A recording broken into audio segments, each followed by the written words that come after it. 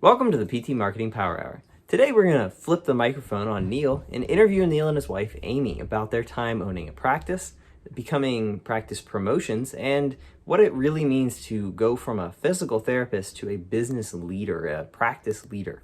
It's going to be a great discussion really just about their story, but the key takeaways and key things that they've learned that have made both their practice and practice promotions successful along the way.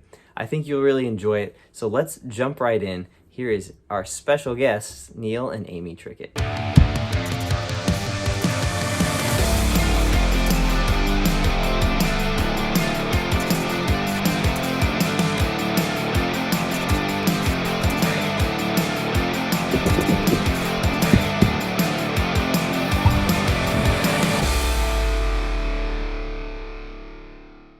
All right. Well, thank you, Neil and Amy, for agreeing to kind of be on the other side of this today as we jump into really, your story, what we can glean as, for practice owners from where you guys have been. And we're really looking forward to jumping into this today. So I will go ahead and just kind of kick us off. First off, we'll go with kind of a get to know you, a little bit about you guys' story. So this goes for kind of both of you. I guess it might be different for both of you, but what first attracted you to physical therapy as a profession? Yeah, so I think that I've always loved people and wanted to work in a job where I could help people. I also love science and was always very interested in science and all things medical. So physical therapy seemed like a great fit for me because I could help people and work at figuring out what was going on with them medically, work on their bodies and help them to get well. So that's really what attracted me to physical therapy. Yeah, and for me, I actually got introduced to physical therapy through my high school guidance counselor. I always knew that, same as Amy, like I love helping people and I love medicine and science and things like that. But I didn't really know what I wanted to do, like in high school. And so the high school guidance counselor, I said, have you are you interested in being a doctor? I was like, I don't know if I want to be a doctor. Spend so much time, studying. So she says, given my interest in medicine and things like that, she's like, do you know about physical therapy? I was like, no. And so I ended up volunteering and seeing what physical therapists did. And so that really intrigued me and interested me along those lines of sports and helping people and knowing more about the body. So that's what really got me into it. And the real question is, all these years later, did you actually save any study time? Probably not. I think that's a lesson learned, is that you're always studying, always learning, no matter how old you are. Oh, that's awesome. So you were in it for a while. How long were you working before you opened your own practice?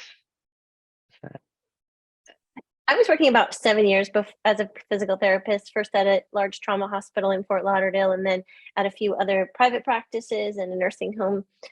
So 7 years for me before we opened our practice.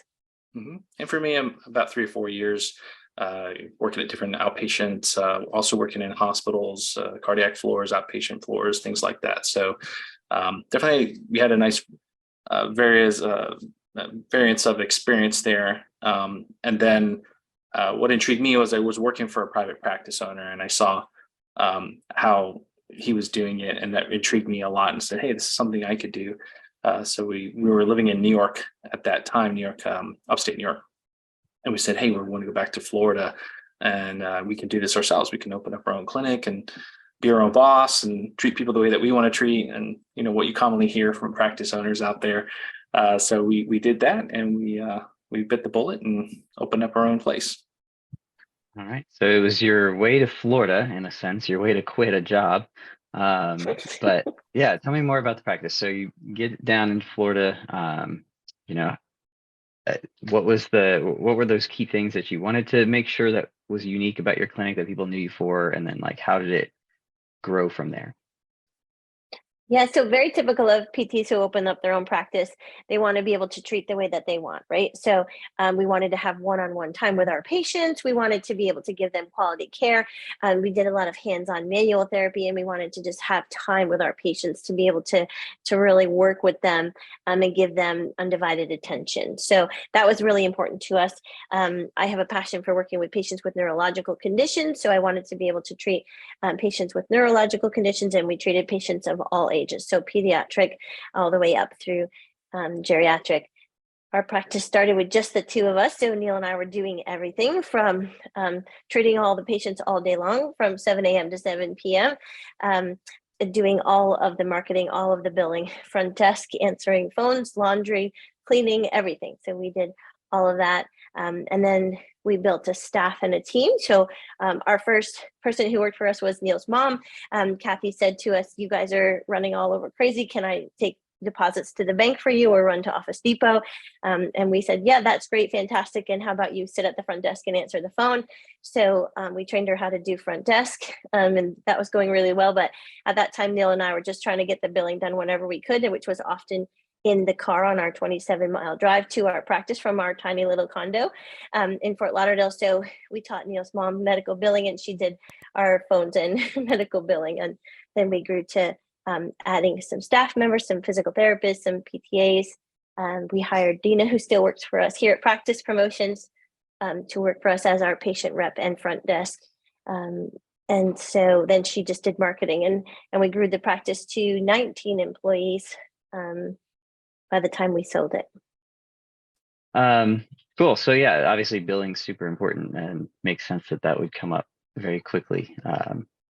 But 19 people over, sorry, how many years was that? Did you guys end up? We did the practice over 8 years. Yeah. So the first, the first years are for any business that you're just starting up is always, you're wearing a lot of hats, right? You're doing a lot of things, and that's just the norm. But then the key to success and growing is really understanding that you need to, hire, you need to bring people in that can do multiple things and take things off of your plate so that you can build the business. Yeah, for sure. So you're wearing a lot of hats, but there's a, in this case, and I think we see this a lot, a lot of husband-wife teams in physical therapy clinics. What roles did each of you play? How did you divide that up? Or was it kind of, again, collaborative in most places? Yeah, there was a lot of collaboration there. We both wore the hat of therapists because we did treat patients each. But I would say that over time, we came to understand each other's strengths and weaknesses. And so that I know for me, I love understanding processes and products and marketing and some the finances and the billing and stuff I understood. So while we both knew those things, that was a bit more of my strength. And so I would help out with that a bit more. And Amy was very good with people and learning about, HR processes and, of course, marketing and those kind of things. So she took on a lot of those roles in the organization and the hiring and making sure that we're, improving people and all different things like that. Yeah. And so how has that evolved as you've moved on in business to now Practice Promotions? Do you still kind of end up dividing up that way? Has that developed into your areas? Yeah, I think that one successful action for a husband and wife business team is divide and conquer, or sort of stay in your lane, right? So as the business is organized and there's different departments and divisions, we really sort of stick to our own responsibilities, and it goes much more smoothly when Neil is working on his area of expertise and strengths, and I'm sort of focusing on mine. And there's definitely collaboration and sharing of ideas and working together. But I do think that sort of dividing and conquering has been successful for us. I think one thing for us too that we've is knowing that you're always going to learn and grow and improve upon your skills as a leader, and you're always figuring things out along that way. And with Practice Promotions, it just started out with just Amy and I, right? Again, right, the two of us just working on that. But over this last 12 years, we've been able to grow to a staff of almost 90. So that's a different level of figuring things out. And what we've been able to do there and learned along the way is that, at first when you're a husband and wife team, you start to divide and conquer there. But then there's only so much that you two can do. And then you start to bring on, more and more talent. And then you get to a point where you start to bring on leaders and develop those leaders that can run with things and lead the team. And so we've been working a lot towards that over the last 5 years or 6 years of really building out the managers and leaders of the team, and that's allowed more freedom for us to look at bigger projects and bigger pictures, and not have to be in the day to day as much. So that's one thing as you grow in your practice, is that in order to be able to take that next step, you have to invest in the people underneath you and give them opportunities to lead. Yeah, and I think in addition to that, like not being afraid to pull in someone who maybe has more expertise or knowledge than you in a certain area. I can remember being a brand new business owner and being a little afraid of having someone who might know more than me. But that, that's really an asset, right? That helps us to grow. There's absolutely skills at practice promotions that I do not have, and things I couldn't do, like specifically website development or Google ads, right? I can't do those things, but we have professionals and experts who are able to do that. And that really helps a business to grow and expand and be able to just tackle more things by bringing in people who have more expertise or different expertise than Neil and I had. Yeah. So respecting your own, each other's kind of expertise in areas as well, allowing you to divide and conquer, but it sounds like also, again, making sure that you try not to cross lanes too often because you get overwhelmed, I think is what I'm reading out of that. Is there any other, and then obviously hiring, bringing on good people again, who are better than you at very specific things, is always great. Is there any other, before we kind of jump into some of the marketing aspect, any other last advice that you would have, especially for husband-wife teams that are looking to, or in the early stages of a practice? Yeah, for me, it's as you're developing your practice. I learned this a long time ago, and I try to convey this message to other practice owners, is that when you opened your own practice, you stopped being a PT and you started becoming an entrepreneur, and you have to think like one. So becoming a business owner, you want to give care the way that you want to give care. But at the same time, you have to then start learning the skills of business. And just like you went to PT school to learn all about different ways to evaluate the body and treat the body, it's the same thing in business as a whole skill set in learning how to operate a business. And so that's a constant evolution for yourself. So if you feel sometimes you're not making the headway that you should be, the best thing to do is just start reading, right? Pick up a business book, find out areas that you should be working on, and you start to get a lot of great ideas, and like, oh, I should be focusing on this. Maybe it's an operations thing, or the way I should be managing finance, the way I should be managing marketing. So that's a great way to really help you look at getting towards your long-term goals in your practice. I think you're muted. Yep. I think the way you said that too is really telling. It's not a book to tell me how to, it's not always going to be how to do XYZ. It's how to manage XYZ, how to lead marketing, versus I'm not looking for a book of how to do Google ads if I'm a practice owner, probably, but how do I lead marketing as a whole, right? That's a good way of saying it. Amy, any other thoughts before we? I would just say that for husband and wife business teams, that you need to have frequent date nights where you don't talk about work. Sounds like a good idea to me. I haven't run a business with my wife yet, but that definitely seems like a good idea. All right, cool. So let's jump in. So we're back at the beginning of AIM Physical Therapy. When you first started out, how did you get new patients? This is one of the things that we talk a lot about as people come on. What was your new patient strategy? Well, I think that. Sorry, go ahead. What I'd love to tell everybody is that we didn't know what the heck we were doing when it came to marketing. And so that's pretty funny to say as a CEO of a marketing company, but looking back, almost 20 years, it's true. Like you for a lot of practice owners, you start out and You think, hey, I do great work. I get great results with my patients. Maybe I have a bit of a following from a previous business. I'll be great. I'll go gangbusters. But soon you realize like, oh, wow, I really don't know much about the marketing side of things or even running the business side of things. So definitely learned a lot by the School of Hard Knocks, by getting how to get new patients. And we did, some funny things that we did at the beginning was we had this bright idea to put door hangers on apartment complex near us. We made fruit platters for doctors. So there was all kinds of things that we did. But you learn as you go along. And so what we started to realize was that you have to develop your networks and your relationships with physicians in the area. That's always important and will always continue to be important. And at that time, back in 2002, 2002, right? There really wasn't much happening with websites and the internet, right? Whereas today, you have that power to be able to go where people are really looking, which is online. And the first step is to really make sure that you have, a great representation of your business online, right? A website is really the foundation. It's your online storefront. So having a really, a powerful website and then being able to get in front of all the people searching online, that's a really important thing in today's world. So back then, we didn't have that to start off with.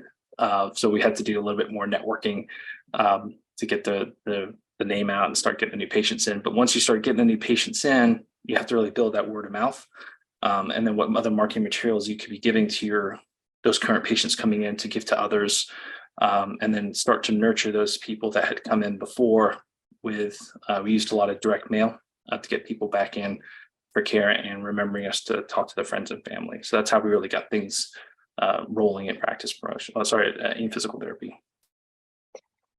And to add to that, I think that what we see consistently as new physical therapy practice owners, the PTs themselves, since they're just by themselves in the business, they go out and they do the marketing, right? So they're building their network, they're out meeting physicians, they're doing activities in the community, lunch and learns, or sponsoring events, and they're out marketing and they're driving patients into their practice. But then they have a caseload of patients to treat and they're in the practice treating, and so they aren't able to be out marketing. They're spending all their time hands-on patients, which is great, but then maybe 4, 6, 8 weeks later, those patients have really completed their course of this case of therapy, and the therapist now has no patients to treat, right? So consistent marketing will help, is one way to get some stability in your practice. And so I think that's really one fantastic thing about practice promotions is the stability that it provides to our clients, is that even if the practice is super busy and the therapists are all treating patients, the marketing is going to go out on a consistent basis, either through direct mail or the Google ads or the website, really showcasing the great work that the team is doing.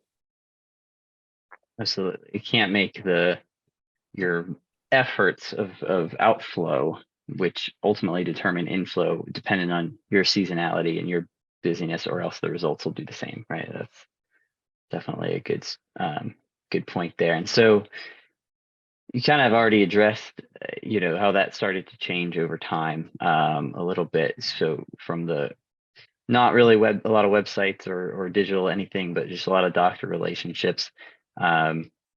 I guess let me hear Amy's version of that. Like, how did that adapt as you went? And I've heard Neil tell a story of, really big doctors stopped referring before. I'm sure that you're aware of that as well. I'd love to hear your side of that.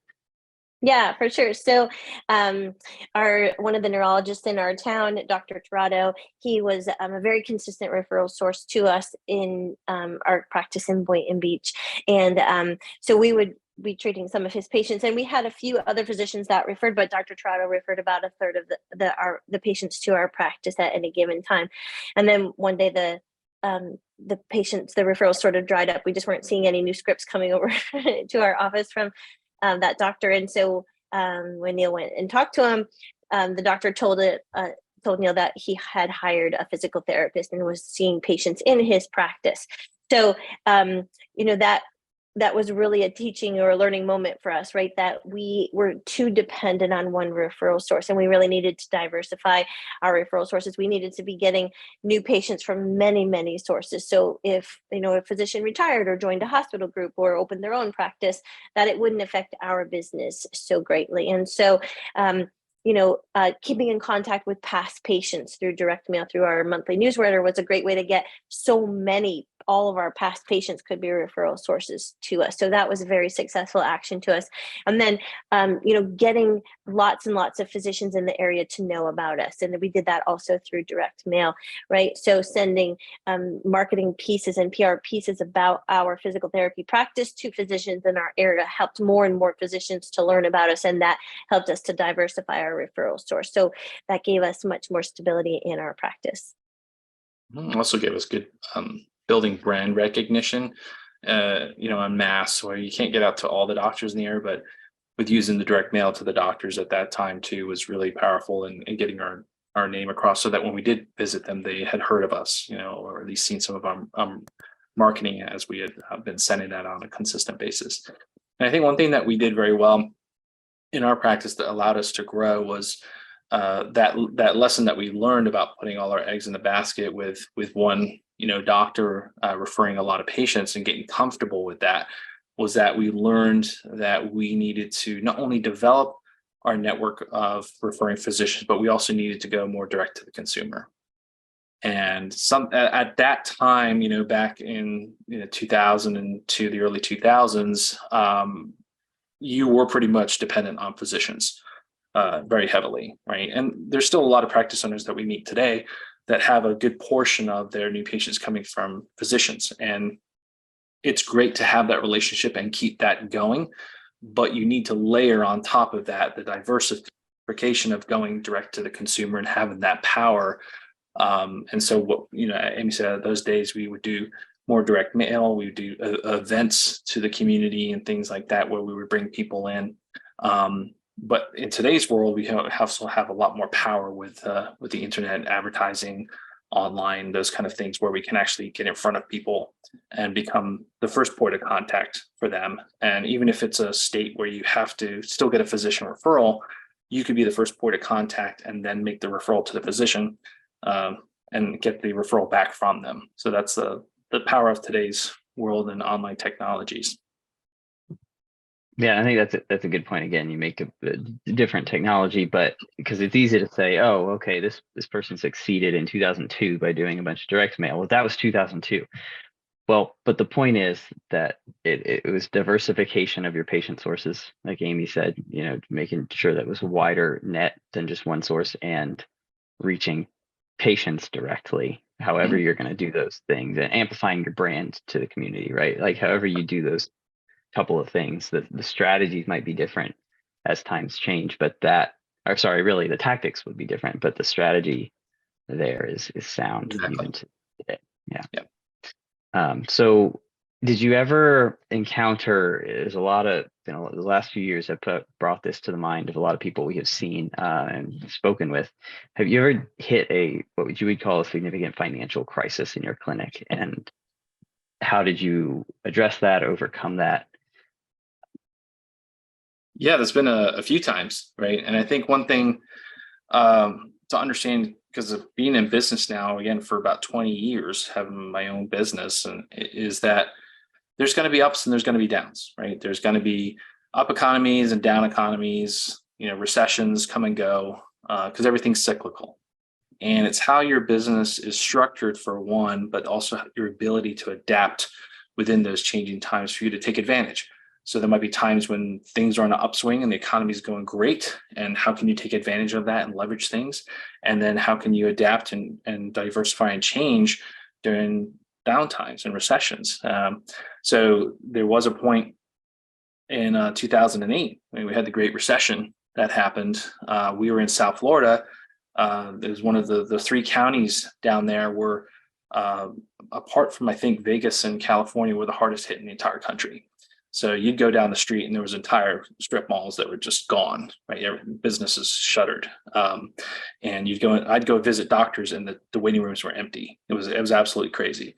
And we had about 30 physical therapy clinics actually closed down within about a 20-mile radius from our clinic. So it was challenging times, but I think we were able to really adapt and change for that time. And one thing that we did again well through that period was we never stopped marketing.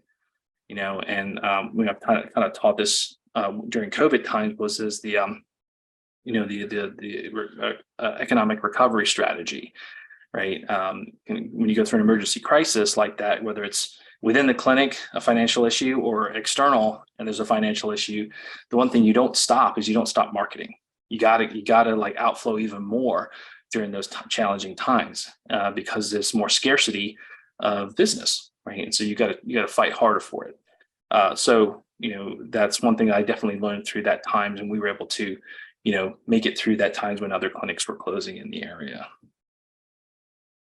My button's not fast enough. Yeah, that was a tough time for a lot of people. Amy, what was your perspective on that time frame, that 2008? Was there anything that was like genuinely like keeping you up at night kind of thing? Yeah, I mean, for sure, it was scary time, and I remember many times saying to Neil, "We have to stop marketing. We can't keep spending all this money on marketing." Just looking at the bottom line and the finances and all, and he was just like so steadfast on, "No, we're going to keep marketing. We need to keep marketing.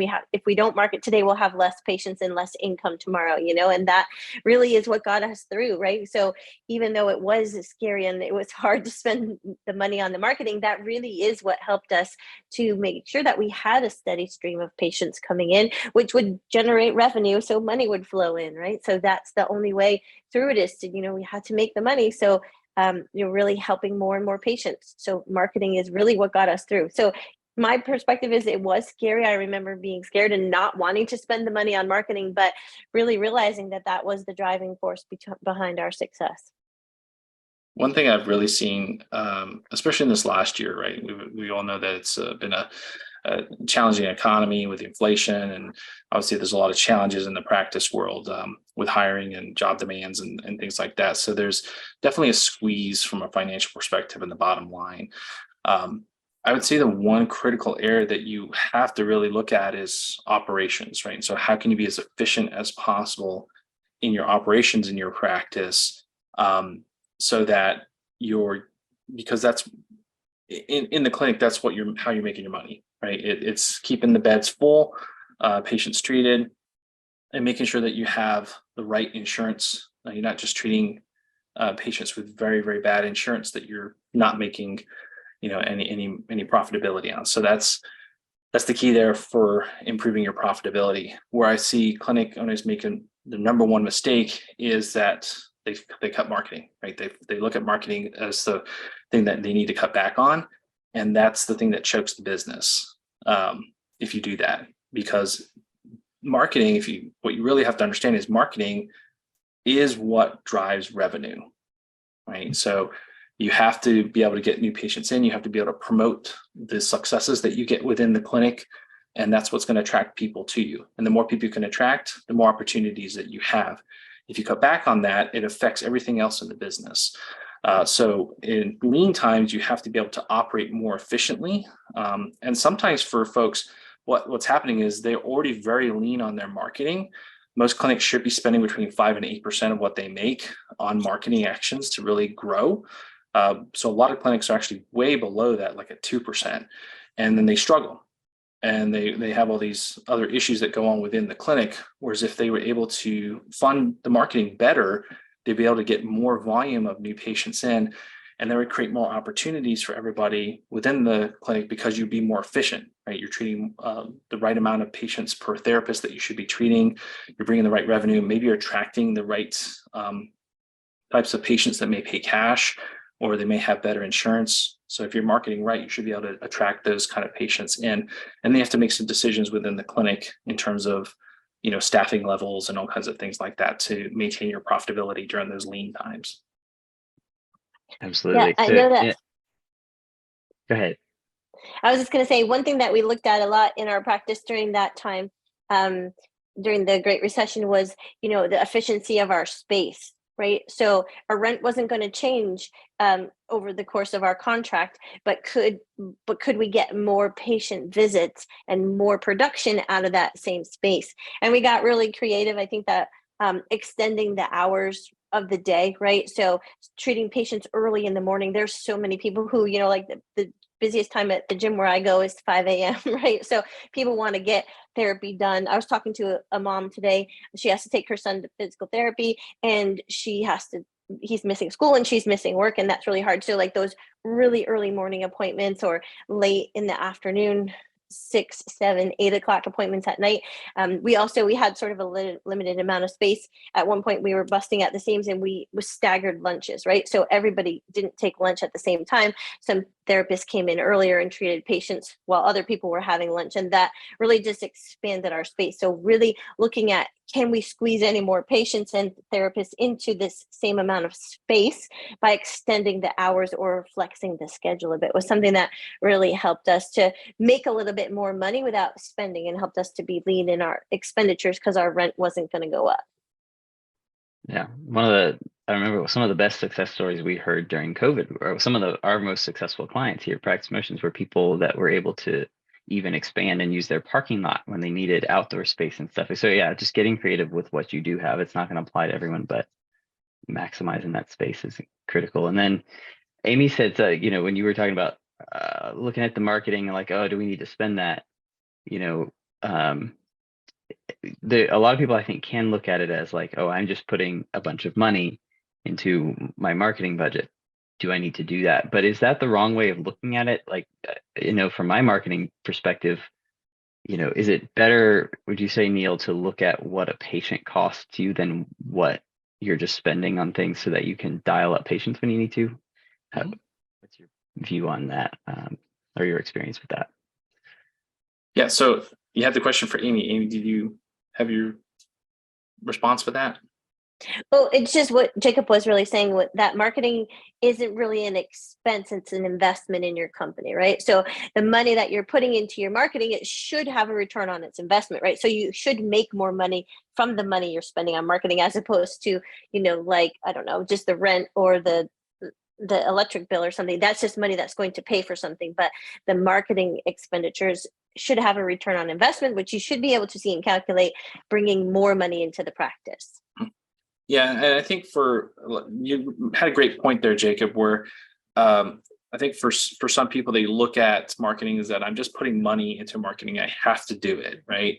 And they're not. It's like if you just put money, in the stock market without ever really expecting much of a return, right? And but you're really looking at, what is my interest? What am my return going to be? What is the interest that I'm making off of this money that I'm putting in there? It's really the same thing. So when it comes to putting money in your marketing, you're looking at two key things. And so one that you have to know is like, what is the value of a new patient to me? So if I have someone come in for, say, 10 visits and I make, $90 a visit off of that patient, that's a $900 value to get a new patient in the door, right? So how much of that can I predict and want to get to hit my goals, right? So that's a really critical number for you to know, is what the value of a new patient is to you. And the other is what's the cost of getting that new patient in the door, right? And that's your customer acquisition cost. And so you want to have the best possible customer acquisition cost, the lowest, but that doesn't necessarily mean spending less. So if you're able to spend more on your marketing and actually produce substantially more new patients in for that same cost, you've actually lowered how much it costs you to get a new patient in, and you've increased the revenue coming in, because the value of that new patient coming in. So those are the two critical things for you to really be looking at in your business. Awesome. Yes, we got off a little bit of a tangent there, so I'll pull us back in, but that's all really good advice. So we were kind of in the Great Recession discussion there. You guys pushed through that. You chose not to hold back, and to your point, like when others were holding back, it made you stand out better. There's less business to be had, but the ones who go quiet are going to lose it, right? But it wasn't long after that you actually sold your practice. Is that right? That's right. So the story of selling the practice was that we put the practice up for sale, and I started reaching out to other private practice owners in the area. So I didn't use like a business broker or anything. I just actually reached out to people I knew that would be a good fit. So I actually started to get into discussions with people, and that was right before everything tanked. So there was a lot of interest there, and then of course, everything hit the fan. People have said, "Oh, we need to wait before we look at stuff here." So then that did stretch out the sale quite a bit. Until we finally sold in 2010. But one of the things that I always got from people who were looking at the business was this was the most organized business that they, organized practice that they had ever seen. And, the marketing systems were, a key thing there that they were looking at. We also had great insurance contracts that we had built because we marketed to the insurance companies. So the marketing really helped us leverage these other parts of the business that made it more valuable at the end, when we were looking to sell. Okay. Yeah, that's awesome. You answered my question. I was going to go with what helped you maintain value the most, but it sounds like systems, organization, contracts in place. Was there anything else that you would say, again, just really contributed to that value and maintaining that perception of value? Yeah, I think for during the sale is, a big part of what you're selling is the goodwill of the practice, right? So what does your customer list look like? What are your systems in place? Because often there really isn't that much, unless you own your building, there really isn't that much in terms of value from the equipment, that's within the place. Most of it's goodwill. So if you can prove that you have good systems in place, that, marketing, operations, billing, that you're very good about getting people in the door, treating those people and getting paid for those services, you can prove that. That's really what ups the value of the business. So you can show growth, projection of growth for the future. So that helped us a lot in that sale process. And I always tell this story. I think it's pretty funny, but in a lot of practice owners today, there's definitely a hiring challenge. And so where we were in South Florida, there was always a hiring challenge. There was so many businesses and only like 2 schools, in South Florida that pumped out physical therapists at that time. So it was always hard to hire. So we applied marketing to hiring and a lot of promotions. And what we would actually do is we would not only send out direct mail to, a list of therapists in the area to attract them in, but we did a lot of different things. And one of the things I always did was our patient newsletter that we sent to patients. Every quarter, I would tack on the list of therapists that we had to that. So those therapists in a couple of counties around us would receive our patient newsletter that we put out from our practice in the mail. And so that created this public relations and PR, marketing thing that would be going on. And so before we sold, unfortunately, we had one of our physical therapy assistants leave. And what was nice was that created a little bit of a tension during that sales process. We only had like a week or 2 to go during the sales process, and oh boy, I just lost PTA. But that week, I actually had I think it was 3 therapists come into the office and asked if we were hiring because they'd been seeing our marketing that had been going on. So it just kind of showed me there that even though you work on marketing to get new patients in the door, you also have to be marketing to get the best talent in the door and keep that consistent. So that's how we applied marketing during our sale. That's smart. So yeah, when you decided to sell, what was that process going into it? What was your mindset there? Maybe the motivating factors. We can jump over to Amy for a minute. And then after that, ultimately the decision to also start practice promotions, was that kind of ahead of that sale? Was that in your mind, or was the sale a different motivation?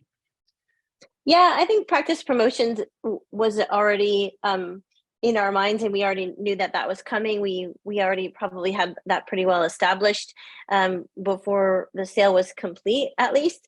But so as practice owners and physical therapists, we were able to treat and help, a certain number of people. So maybe 30 or 40 people in any given week. But we were seeing so many physical therapy practice owners struggling. Running a physical therapy practice is a very hard job and a hard business to make it go right. And so for us, it was sort of like playing a bigger game. If we could help the profession of physical therapy. If we could help physical therapists with their businesses and their private practices, then we would have a bigger impact, right? So that was one of the big motivators for us for starting Practice Promotions, is we wanted to be able to help the industry of physical therapy, help our fellow practice owners. And we thought, if we can just handle marketing, which we've figured out really well, if we could help them handle that piece, then they could just work on all the other million things that practice owners have to handle. We were sometimes asked to speak at conferences for PT practice owners about marketing because we were doing so well with it. When other practices would see our print newsletters, they would always ask us, can you make a newsletter for our practice? And of course, Neil and I were treating patients and running our own practice. We couldn't make a newsletter for other people. So there was a lot of demand for physical therapy marketing. There wasn't a lot of physical therapy specific marketing happening at that time. So all of these things, that was one reason we were doing our own marketing, is because we couldn't find anyone who could successfully do it for us. So we, just like entrepreneurs have to do, sink or swim, you have to figure it out. So we figured out how to do marketing for our practice, and then figured that it would be beneficial for us to apply this to other physical therapy practices and help physical therapists. Yeah, can't imagine trying to market other clinics while running your own. That sounds. I assume you didn't want to loan out Dina's time either. That was awesome. And Neil, anything to add to that I guess the sale, like what it was going through your mind when you guys decided that it was time to move on? Yeah, so we all we had that vision of being able to help other practice owners grow their business with marketing and apply some of the things that we had learned. And then we also had some personal goals of being able to move out of Florida and things like that. So it kind of worked out in that whole transition from both opportunity as well as personal changes there. So that's how we move forward with the sale process there. And I think, for me, again, it was another big learning experience, because selling a business is very complicated and there's a lot of moving parts and a lot to learn through that. So it was difficult, but also a learning opportunity of how the whole process of selling a business works. Absolutely. Speaking of that goes right into, again, you by default there, you're becoming very much a business person, a business leader, by going through that. And you really already had having your own business for 8 years. But what is the biggest difference looking back now between when you were a physical therapist and truly being a business owner, a practice owner, even as both of you currently still licensed therapists? What's that? What would you say the biggest difference there? I think for me, it's, you still got to follow your passion. I love treating patients. I also love marketing, right? I really enjoy marketing and design and things like that. So, I continue to follow my passion with both of those things, right? And then looking back to, I would have, I've learned a lot in business and done a lot of courses and things like that. I would have put more emphasis on the front end of doing that sooner than just kind of bit by bit. But that's kind of lessons learned over time. But I would say the key to getting where you want to go in your business is to really invest in yourself, right? And invest in your own knowledge and learning, and continue to grow in that respect, and then practice your skills within the business setting. But you can't work on your business if you're working in your business. So that you have to be able to carve out that time to be able to focus on your business and also the development of yourself to better your business. Yeah. And realize too, I think, as you have alluded to, that you guys were looking at the bigger game, like how can we help more therapists and more, your passion is to help people, help patients. If you're running your business correctly, then your therapists are helping more people and more patients, right? But somebody has to be that leader. So you're not losing that passion. Like, you're not trading, I'm selling out to be a businessman. It's getting to a bigger goal in a different way, which is exactly what you guys wanted to do with Practice Promotions as well, right? Absolutely.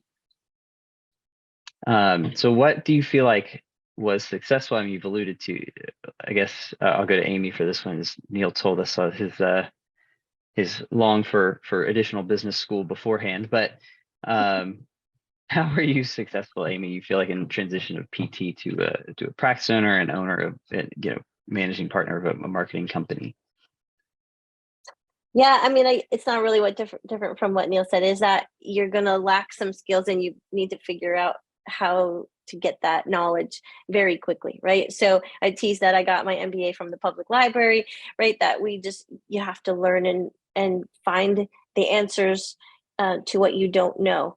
I think just one other thing to add to that would be maybe like the organization piece, right? So we have to work on organizing and developing processes and standardizing processes, and to be successful in business in either a PT practice or a marketing agency, right? There have to be some standardly run processes that are known throughout the organization and the company. So I think that's really important too.